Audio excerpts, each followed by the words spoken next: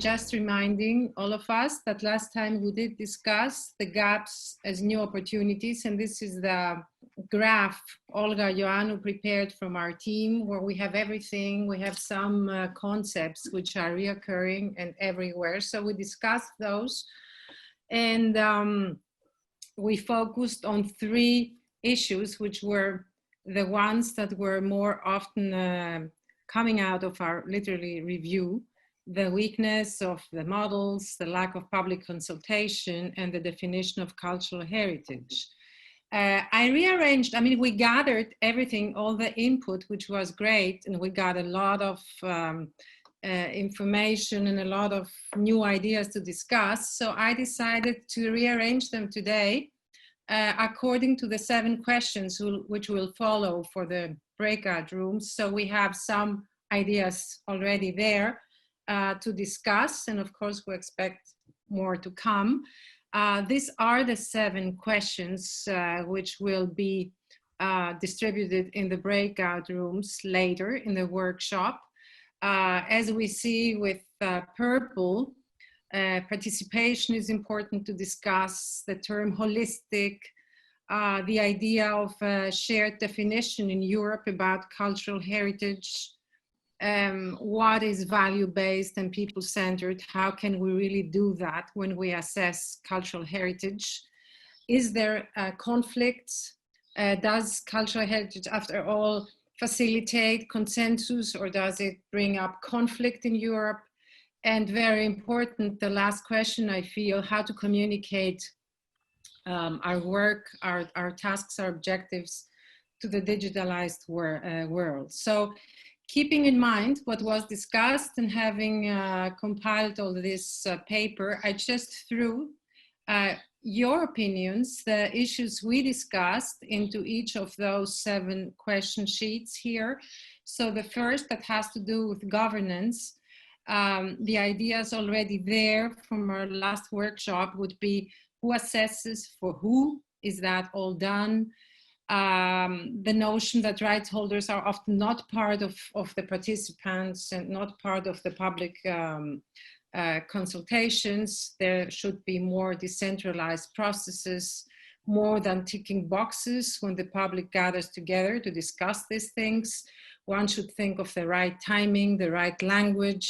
One should maybe foresee for a wider group of people, and always keep in mind that there are power relations, and how do we normalize those? How do we really put those in the right place to get the best result? Education is important as a background, of course, and in terms of politics, local and regional are both important when it comes to participatory governance. Also, proactive engagement and a combination, the right mix actually between experts and people who are not experts, but they own their heritage, they have a different angle, a different point of view. Moving on to the second room, which will speak about the component holistic in our work. What emerged from our workshop last week, that a European definition is really needed, that education is the backdrop again, and it's also changing. The way we see cultural heritage also undergoes change, and primarily in education. The question is, what is defined as heritage these days?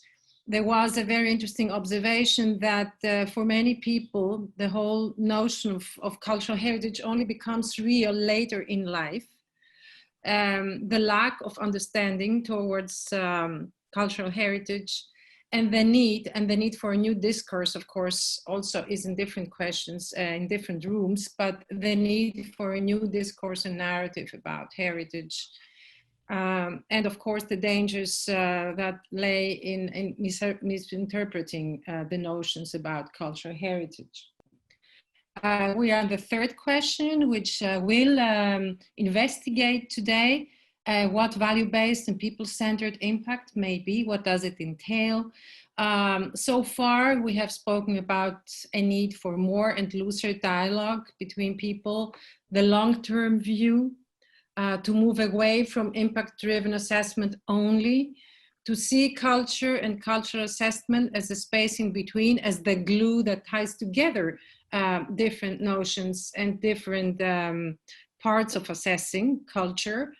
They need to balance protection and social effects, and of course to place effort and time, and think of the indicators, think of the importance of empirical evidence and qualitative indicators, and not only to deviate a bit, to move away from only economic values and indicators. Well, some ideas could be repeated, as I said, because it's not one way, it's not a one-way street. As far as the discussion room that has to do with the consensus in Europe, which will be discussed later today. Again, of course, a European definition is very important, but there was also a note here that Anglo-Saxon tradition overpowers the process, which is interesting, you know, as in this project, there are also many Mediterranean countries involved. And I think this can only enrich the way we think about it. The fact that when cultural heritage is defined and comes into the discussion from national institutions, it can be very contested. The notion of how cultural heritage is understood in education, the social aspect of it, and again, the new discourse and narrative, as well as the fact that for many people it's something that comes in their lives later. Culture is later evaluated and appreciated than earlier. So I'm skipping Lucia's question to move right along to room 4 and question 4, which is Olga's, she will moderate that discussion breakaway room. And the question is cultural heritage an asset for conflict resolution or a driver of conflict, which is pretty interesting. Of course, it touches upon politics.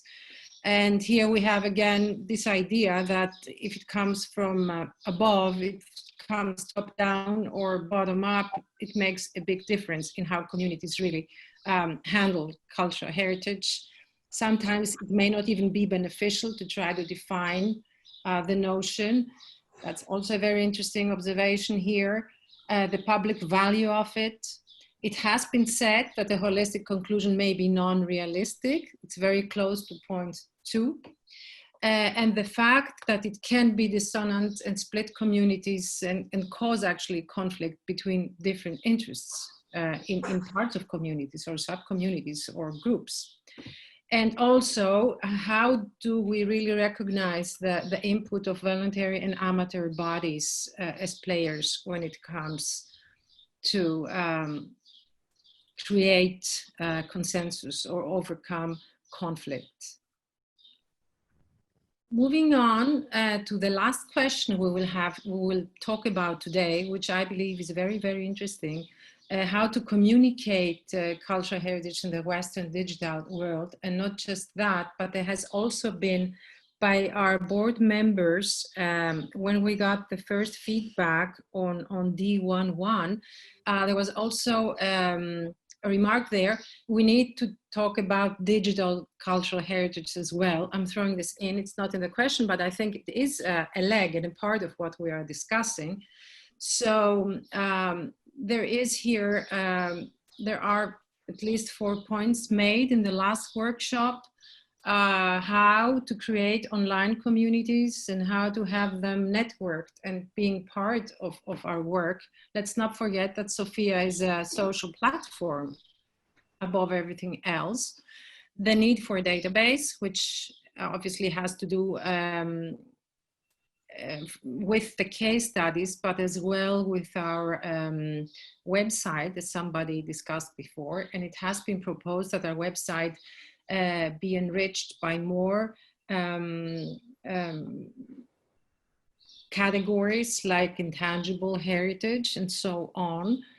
And this is a point Mercedes made, point 3, and I absolutely agree and support this, that it's very important to show the value of this work, not to leave it in a context of technicality and yeah, and maybe it's a very detailed thing. I mean, how can we have a social platform when it's not very obvious to everybody with the right language, as said before, and the right timing and the right mix of groups, that it is very important to be able to assess the value of cultural heritage today. And here are the other points made. And there was also the talk last time, as we had discussed in the breakaway rooms, of some examples, good or bad, of some case studies of sorts we can use for our work.